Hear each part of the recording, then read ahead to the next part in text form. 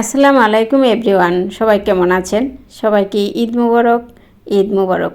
ঈদ তো চলেই গেল, তো কুরবানি ঈদ কার কেমন কাটলো অবশ্যই কমেন্টে লিখবেন। ইতালিয়ান ডেজার্ট খেতে মাশাআল্লাহ অনেক মজা হয়ে থাকে। এটা ছোট বড় সবাই পছন্দ করবে এই তিরামিসু।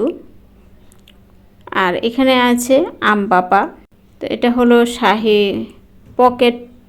টুকরা পকেটের মতো তৈরি করে এর মধ্যে ক্রিম দেওয়া হয়েছে। খেতে তো মাশাআল্লাহ অনেক মজা হয়েছে। সবার জন্য দোয়া ও ভালোবাসা রইল।